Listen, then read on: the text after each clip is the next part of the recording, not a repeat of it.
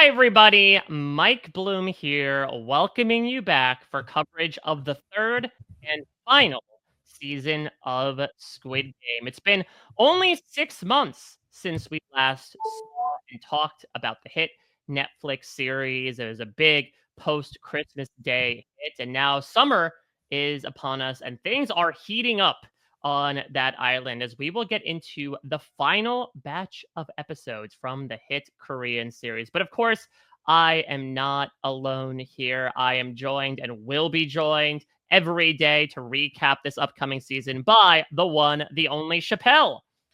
The Squid Days are here. We're back. Mike, I'm so excited. This is crazy. We didn't have to wait 10 years. This is great. I mean, that's the thing is it's depending on who you ask, it has kind of felt like 10 years since the last season came out. The end of 2024 seems like a completely different time period in so many ways. But regardless, to your point, we only had to wait half a year, which is nothing compared to the 3 years between seasons, basically between seasons 1 and 2. But it was worth the wait. All 7 episodes of season 2 dropped at the end of last year. And tomorrow, June 27th, 2025, the final batch of 6 episodes will drop. It was revealed before season 2, I believe, that the creator, director, and writer Hwang Dong-hyuk had, sort of created, written, and shot seasons 2 and 3 together, essentially. And for those of us who watch season 2, and we'll certainly get into what you need to be reminded of before season 3, it made a lot of sense considering the pause that we end up taking, the massive cliffhanger that things are left on at the end of season 2. So I imagine that given where a lot of things lie, we're going to pick right back up from where things left off for season 3. That includes our coverage as well, Chappell. Yeah, I think having season 3 so close, like closely behind season 2, it's very good for the show, honestly, because I saw the responses from season 2. People were kind of like, it wasn't season 1. Season 1 was this phenomenon and people couldn't stop talking about it. We got reality show spin-offs and parodies everywhere of Squid Game. And then season 2 happened and people were just like, it's not the same, right? It kind of missed some of the magic of season 1, whether it was the lack of some of the games that we had known to grow and love in that first season, or maybe it was just there was more plot to move around the second time around. We were following more characters. But now we have season 3, and it's time to wrap this thing up, to put the baby to bed for all intents and purposes. And so there might be a baby we put to bed, as we'll get into with one particular character. Exactly. And so I think that now is the time to really drag people back into the world of Squid Game, back into this incredible story of poverty and struggle and, just the will to survive. And, it's a dark time everywhere these days, all the time. And so sometimes you just need to be able to disconnect from your own darkness and go into other people's darkness and enjoy the ride. So I'm excited to see what season 3 has to bring, but also to see if they're able to stick the landing in a way that I wasn't so sure after season 2. Yeah, so we are giving the green light to not only this season, but all of our coverage. We are doing the same thing that we did for season 2, which is Chappell and I are going to be providing daily recaps of Squid Game season 3. So we are going to watch an episode, pause, talk about the episode, having not seen anything that follows therein, and then keep going. So please join us for the ride. This is a collaboration between We Know Scripted TV and Nothing But Netflix. You can go to weknowscriptedtv.com, or Chappell, how can people subscribe to Nothing But Netflix? Nothingbutpod.com. Yeah, if you go there and you hit subscribe, it'll subscribe you to the podcast. You can follow it. But, Nothing But Netflix has been on the RHAP YouTube page as well. I don't know if this is going to be on the We Know Scripted YouTube page or maybe the RHAP YouTube page. Regardless, if you subscribe, you'll figure it out. You'll find out. Make sure you subscribe to Nothing But Pod, subscribe to Nothing But Netflix, and then follow at Nothing But RHAP on all social media platforms. So to look out for those links as they appear. So yeah, this is the last crossover event for Nothing But Netflix when it comes to Squid Game, and maybe more to come. So let's get into what we need to be reminded of between seasons 2 and 3. Because again, it's only been 6 months, but if you didn't necessarily revisit the series, and again, assuming things pick up basically right from where we left off, you might need a little bit of a catch up as to what's been going on and the major parties involved. So before we get really into the who, let's start with the what. So Season 2 of Squid Game. And I'm talking specifically about what happened in Season 2. If you need a recap about what Squid Game is about in Season 1, we actually did that before Season 2 as well. But we're coming in with the assumption that you all have watched the first 2 seasons of Squid Game and just need a quick reminder as to what have you done for me lately. So, Season 2 of Squid Game largely focuses around, of course, our main character, the man we knew as player 456, Song Gi-hun, played by Emmy winner Lee Jung-jae, who won his version of the Squid Game, was able to, basically, walk into the sunset with 45.6 billion won, which is a hell of a lot of money, even in US currency. But at the end of season 1, when he spied a familiar face trying to recruit people for more games, he decided that it was time to drop everything he did and focus on a new mission, Chappell. Daenerys Targaryen style, Gi-hun has a mission that personified throughout season 2 and assumingly throughout season 3, re-enter the Squid Game to try to blow it up from the inside. Yeah, and this is a crazy plan because we know winning the Squid Game one time is a feat in and of itself. People have to die. You have to survive all of that. But to go back in and say, okay, this wasn't good enough. I need to stop this thing. It's a very admirable idea, but also it comes with a lot of layers. More people have to die, more competition have to get, and you have to get invited back into Squid Game. Like you have to get brought back in. And so a lot of reality TV contestants have been talking recently about how tough it is to get that call to return. Sometimes you're right there at the finish line and they say nay, and you have to go to a different game completely. And so this man will now dedicate years of his life to a great deal of his life to trying to figure out a way to not only get back in the Squid Game, but to also win the Squid Game. And that is, a monument is like a feat in general, right? Like how can someone do that? How can someone get through the Squid Game and then also convince the Squid Game people to invite you back in so that you can then start to try to take them apart? He does exactly that in season 2. He's like trying to figure it out like the entire time, and we see him work his way back into the games and now have to deal with a whole slew of different characters and personalities and relationships while he tries to accomplish this task. Right. And just as Gi-hun thinks that he has ultimately thrown the curveball, thrown, the powers that be for a loop by deciding to put himself in, I would imagine, an unprecedented move in the history of Squid Game. There are some balls thrown right back in his direction with a couple of new twists. First off, outside of the first game, the iconic red light, green light, it is brand new games. Should be mentioned at the time that season 2 ends. We'll have done officially 3 out of the usual 6 Squid Game. We did a red light, green light. We did this, what was it called? Like 9-legged race or something, a 5-person team exercise. And then we had recently Mingle, which was the equivalent of, okay, partner off or group yourselves out, and whoever's left out essentially gets killed off, as is the onus of Squid Game. But the big new thing that's hanging over everybody's head besides the giant pig bank is the fact that we're going democratic for this iteration of Squid Game, Chappell. What has been introduced is that at the end of every game, every player is given the chance to vote to either continue the game or stop right there. If the majority votes to stop the game, then they all go home alive and they all take a share of the money that they had built up to that point. If they have the majority votes to continue the game, then they will continue the game. And we see early on not only some of the strategy that can get involved in multiple ways, but how this really turns things into, even more of an us versus them situation than the game originally was to begin with. This should be so simple. It should be so simple. Hey guys, we're all in here about to get murdered. Only one person will survive. We can't all have the money. Let's just go. It'd be great. Let's just vote. We'll all leave. We'll go back. We'll cut our losses and we'll say, okay, life can't be any worse than this. We gotta take our W and go home. But no.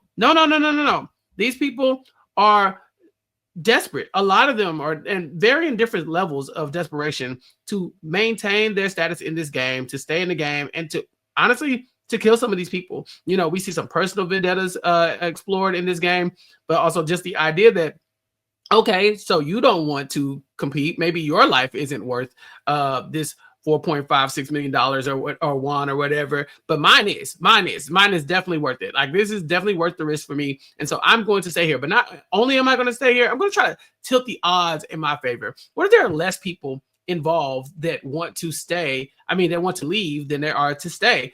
What if we just started killing each other? What if I just killed all of the people who vote to leave, and then we just win the majority of the votes moving forward? You know, you call it democratic, but it's like a little democratic. Like, there's a vote, but when it comes to whipping the votes and getting the numbers and trying to get people to vote on your side, people are doing whatever it takes to get there. And we see some very interesting choices throughout, and some people who will lose their life in the face of this democracy. Yeah, so let's get into how that culminates into the thrilling sequence that ended season 2. So there is yet another vote after the third game, and it is a tie. And there is going to be a revote. Unfortunately, a skirmish occurs in the bathroom that leads to the death of one of the season's comical antagonists in the form of rapper Thanos. And as a result, then to your point about out of the box thinking, the people who voted O, aka those who want to continue the game, think, okay, wait a minute. We don't need the games for the X people to get eliminated. We could just slaughter them and we'll win the vote. And so much like we saw in season 1, we get yet another overnight brawl where many people lose their lives. But don't worry, Gi-hun has a plan. He has amassed a group of loyalists at this point who are dedicated to the cause, wanting to end the game. And so he decides in this moment that he is going to stage a coup. He decides to take advantage of the bloodbath that was this overnight brawl and is able to get some weaponry, take a soldier hostage, and with a group of X's by his side, admirably make his way through the majority of this compound. Ultimately, it is a losing battle in multiple ways. From a larger perspective, one character, Daeho, which we'll get into, ends up failing to secure the ammunition that many of the soldiers need properly, so they get unceremoniously executed. But Gi-hun and his bro, Jung-jae, who is also in the Squid Game, coincidentally, make their way up to the headquarters of the frontman, who we'll get into, really the showrunner of the Squid Game, only to be stopped in his tracks. The two of them are captured as the frontman stands mercilessly in front of him, taunting him, saying, "This is what your little hero game is going to provide," and executes Jung-jae right there in front of him, leaving Gi-hun devastated in more ways than one. Not only has his attempted insurrection failed, but it has cost the lives of many people, including the one he was closest to. And he's still in the Squid Game. You know, it's not like this thing happened and they're like, all right, go home. He's leaving him alive. He's like, okay, I killed your homeboy. Now go back to work. Get back out there. Yeah. It's like if Jeff Probst didn't let you quit Survivor. You know, it's like, all right, I'm leaving. It's like, no, you're not. He's like, but I got voted out. No, you didn't. He's like, no, you're in. You're in the game as long as I want you to be in the game. And not only that, I'm actually taking out your closest ally instead. Right. So now try to go win the game without your number one. How about that? Yeah, this sucks. Okay. The front man, who, like you said, he's kind of in charge of this whole operation, has been undercover this entire season and is now kind of revealing himself to us as kind of like he has to pick a side.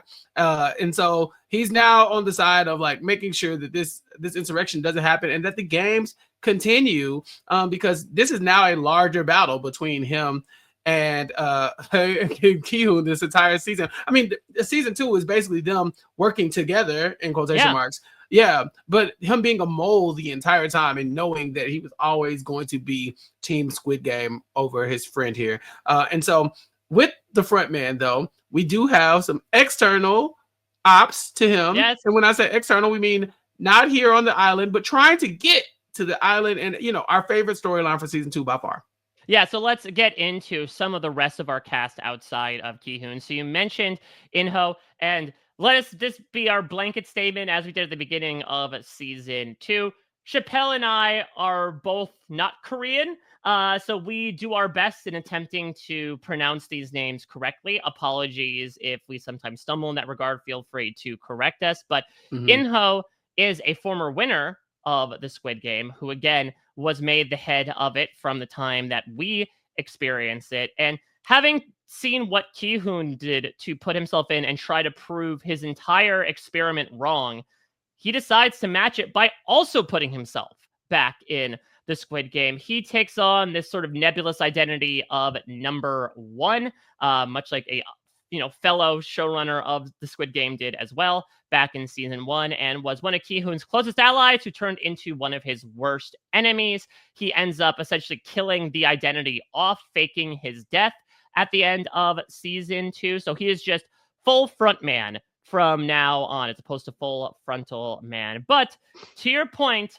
there is somebody on his tail, and it is his brother in the form of Jung-jae. Jung-jae is a detective who, in season 1, was searching for his brother, was drawn in by Gi-hun returning from the Squid Game, trying to, proclaim what it was. He catches wind of that, decides to follow him to the island, goes undercover as a soldier, only to discover not only is his brother alive, not only is his brother a former winner of the Squid Game, but he is the front man, and he was shot, dispatched of, fell off a cliff. We thought he was dead. Actually, he was alive. And so for a brief portion of season 2, he's actually going to join up with Gi-hun in an effort to find his brother.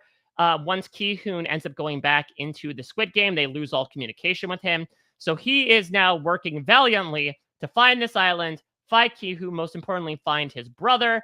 It's a little tough, though, given the fact that, as we found out in the season 2 finale, the sea captain, who has been sort of like his most valuable asset, someone who apparently saved him from drowning after he got shot and fell off a cliff, is actually a mole who has been working for Inho this entire time. Yeah, Jung-jae is trying to get to the Squid Game. He's never going to get there because the person helping him is basically just driving him around in circles, making sure he never finds the island.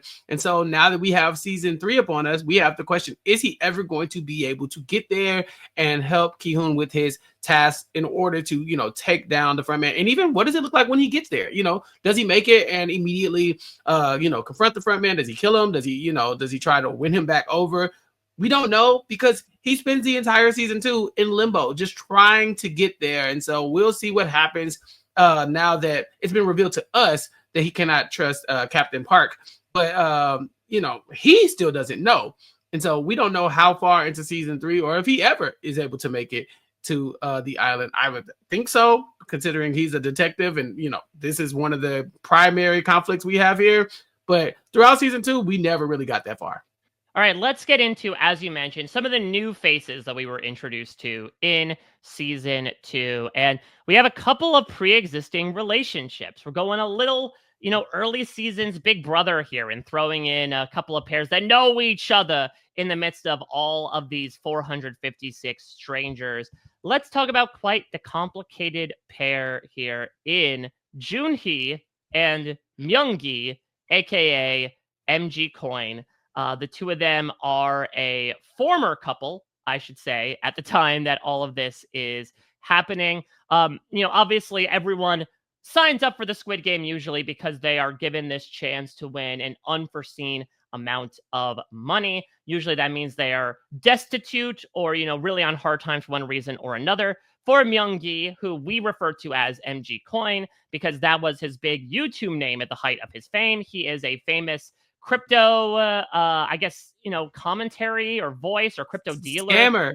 Because essentially the reason why a good amount of people are in the Squid Game is because of him. Is because, like Mad Money, Jim Cramer style, he gave some bad tips about some crypto. A lot of people lost a lot of money, himself included, Jung-jae included, and things were made even further complicated by the fact that Jung-jae is pregnant. And he has kind of been ghosting her the entire time. She actually was at an abortion clinic before she got the invite to join the Squid Game. And so the two of them, at least from MG Coin's perspective, are attempting to reconcile in this incredibly emotionally fraught environment. She don't want nothing to do with him. She doesn't. She's like, I'm over it. You left me and my baby or my unborn child, I guess, for dead. You really I got a good hate into you, sir. But to us, it does look like he's trying to fix things throughout season 2. But I'm thinking, just get away from her. You've done enough. You're the reason why she's in here. I just don't have any patience for him throughout. But there is question about okay, Is he able to get back in her good graces? What does it look like when a couple is in the Squid Game, but also a couple that is with child? How far is he going to go to reconcile for the bad things that he's done in her life, and does he do that in order to benefit the kid? Who gets the kid? If the kid makes it out of here alive, does the kid make it out of here alive? There's so many questions surrounding this couple, and season 2 really just like kind of outlines their ups and downs as we go into season 3, wondering, does the baby even make it out of the Squid Game, or is the vote happening before we even give birth to the child? There's so many questions surrounding this particular family, and I'd say they're probably maybe like the 4th or 5th most important like grouping of people here. So they did a really good job in season 2 of really fleshing out some of these other storylines. Well, let's get into one of those storylines with another pair entering the Squid Game who, much like MG Coin and Jung-jae, were quite surprised to see each other. We have 007 Young-sik and his mother, number 149, Jung-jae, where these two have fallen on hard times, both respectively and cooperatively. So they have each independently entered the Squid Game, only for, their paths to align in more ways than one. And, sometimes they are a bit of the comic relief with how much she dotes on him and how much, he insists that he's trying to protect the both of them. But I cannot imagine, Chappell, what it must be like to compete on Squid Game alongside your parent. I suppose there are 2 other people in this world that we can speak to about that. Yeah, but Jung-jae, her issue is that she wouldn't even be in the Squid Game if it wasn't for her son Young-sik, right? Like she is doing this essentially because he has gotten them into such financial bind that she's like, I gotta come in here and help him, or I have to come in here and make our lives better. I'm pretty sure she didn't know he was going to be there when they got there, right? If in season 2, like she's like, oh my God, what are you doing here? It's like, oh well, we're both in debt, we're both struggling, and now we're both in it. And for what we can tell, there can only be one winner. Now, there is the Democratic side of this where we see that the votes are being made. And you would think if you're participating in the Squid Game that you have 2 votes. You and your mom would be voting the same. No. Jung-jae is voting to leave, and Young-sik does a incredible thing. He votes to stay at one point, because we do see like the different levels of greed and maybe some immaturity that have put them in this situation as well. And so now we have to kind of find out, are they both able to survive? What does it look like when they're able to survive? Because they're not the strongest pair. I'm taking pregnant Jung-hee over them every time, because she's a little bit older and it seems like she's probably like lost a step or two. She's not the most agile, and he seemingly useless, and so between the 2 of them, I don't have a lot of faith in them as a pair, but we're so invested in their story because these are 2 of the people that Gi-hun is able to align with very early on in season 2. Let's talk about a couple of other people to round out the main cast and a couple of veterans, not of the Squid Game, but of the military. So we mentioned it before. First one I will go to is Dae-ho, number 388, who also was largely presented in kind of a comedic way. He has a little bit of like this Jim Carrey Gumby-like physicality to him, this overweening energy for the majority of season 2. He's like the golden retriever of Gi-hun's group for the majority of the season until he has this moment, assumingly triggered by PTSD, where again, he freezes when trying to get the magazines back to the people. And someone who ends up going back to find him is number 120, Hyun-ju, who caused a bit of a controversy initially by the fact that this is a trans character played by a cisgender actor, Park Sung-hoon. But I think from a characterization perspective, I think a lot of people have really enjoyed. This is somebody who made a huge cut in the military, I believe was a sergeant, very, very skilled in the ways of tactics, and, wants to enter the Squid Game to get money to finish her transition. And, has had her own sort of storyline happen with Jung-jae, where she represents perhaps a more conservative generation who initially kind of disparaged the idea of her existence, but by the end is saving her life from stepping up and possibly getting picked off by the pink soldiers. Yeah, so this is tough because 120 is she's giving us everything we need from a person who says I was in the military, right? Like she said, I was born to be a soldier, transition aside, like this is who I am. And we see those military tactics coming into handy like throughout. She really stepping up. And so, I know there was definitely pushback against the actress or whatever. And so that's definitely something that, people were like not really okay with, but I do think the characterization of showing this person as a strong role, someone who we are leaning on as one of the heroes for sure, where a lot of them are surrounded by, just a lot of villains, in this show. I think she's one of the purest heroes that we've had thus far. And then to, kind of juxtapose that against Daeho, who, is supposed to be, this, cisgender man who was in the military. And yet, when it's time to, to do what he needs to do, Daeho kind of nuts up. He's not able to deliver the way he's supposed to. We see some cowardice even coming from his direction in a place where she's able to step up. And so it's a very cool dichotomy that the show presents, but it's not a great spot for us to be in, knowing that one of our military people has now faltered and the other one is rising to the occasion. What are we going to do if we can't string together the military people as far as toward this insurrection? Is there any benefit to having them, or are these just more people who we're competing against? Let's finish off our main cast by bringing up the rare person outside of the Squid Game, but on the island. And you talk about heroes and a bunch of villains. This is someone that you and I are still having a really tough time trying to put a finger on. We are talking about Noel. Noel, there was this really great sequence in episode 2 where we believe that she's being recruited to be a Squid Game contestant, when in reality, she's being recruited to be a soldier, to be one of the people in the pink suit with the triangle mask or the square mask. And she is much like, a certain character from season 1, a bit of a refugee from North Korea who's finding herself in a very different type of battle zone. But it seems, Chappell, that Noel has a code that doesn't have her particularly falling in line with what the powers that be at the Squid Game are dealing with. Because, as is always the case, there is an organ harvesting train happening that, the people that are either on death's door or are recently dead have these organs that get sent to this special room where a bunch of secret employees are working behind the scenes to harvest these organs and sell them to make a profit on the side.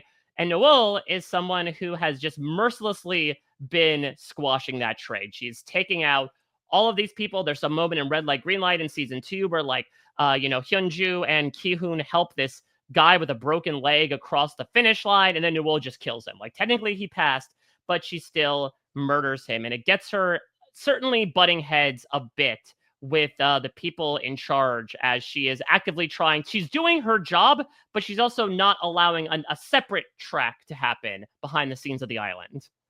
Right. And that brings me to question, what is her code? It's like she signed up for this role in particular, and so it's like, okay, so we know you don't have an issue taking, somewhat innocent lives. As you talked about, Mike, she does do some very merciless killings as well, with that person who stumbled across the line, like she is not afraid to pull the trigger. But I draw the line at organ harvesting. It's like, to me, it's kind of like, okay, is this a hero? Is this a good guy? Is this a bad guy?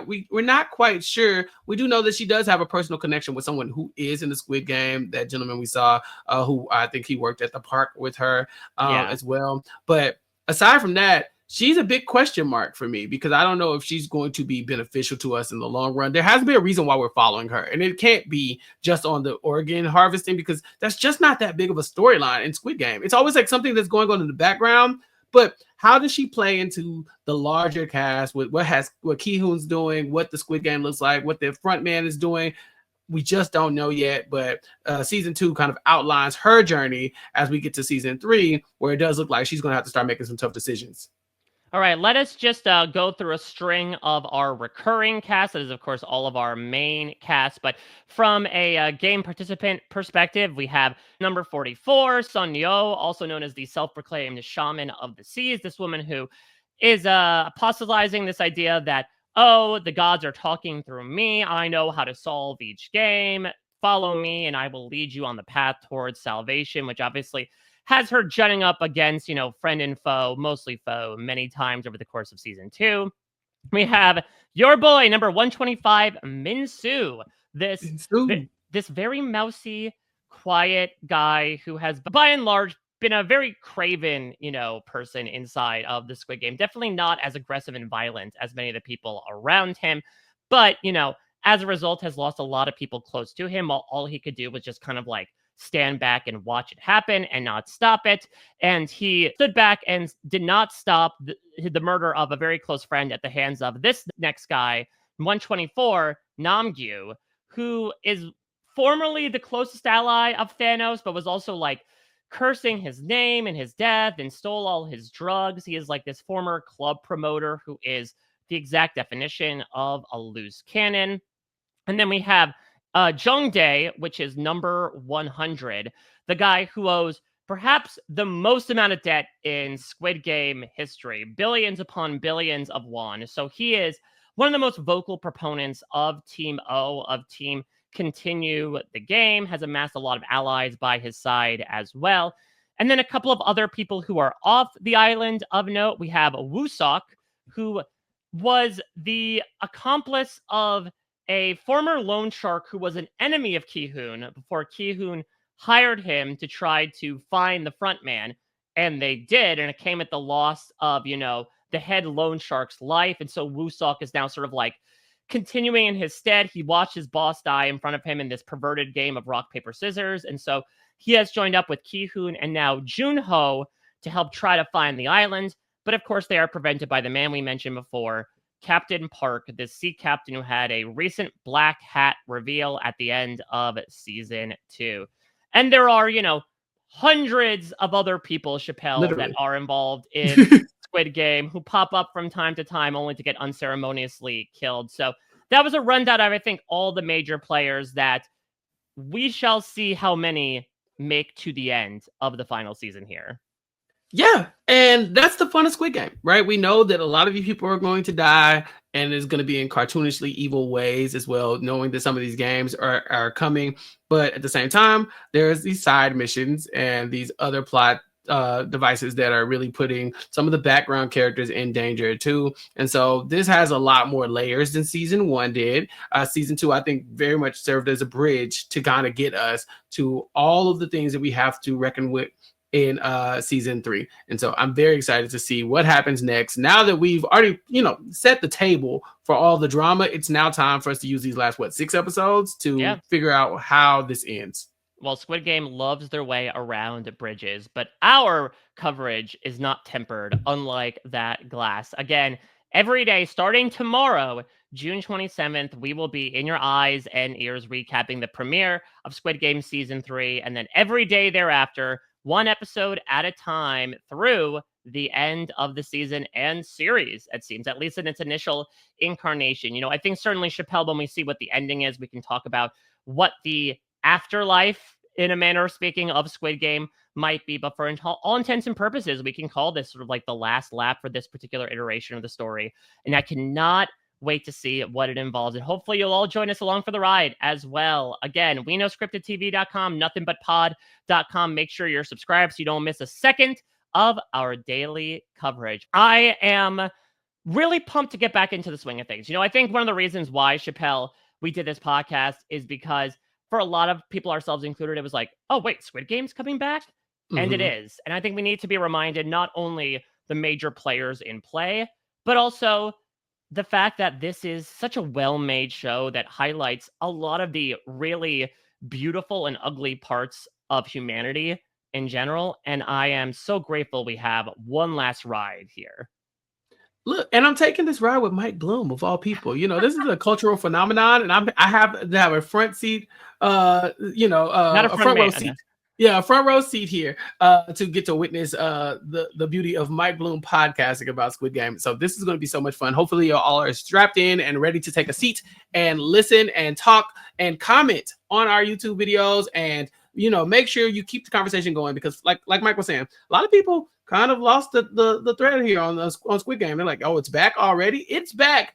And we got to talk about it here on WeKnowScriptedTV.com. Listen, the pleasure is all mine getting the chance to talk with you about all of this. It's an absolute gas, and I'm not talking about the stuff that brings people into the game in the first place. Well, tomorrow we rejoin Squid Game as episode 1 of season 3 is upon us. We'll be back tomorrow morning with our recap of the premiere of season 3. Thank you all so much for listening. Until tomorrow, everybody, take care. Bye-bye.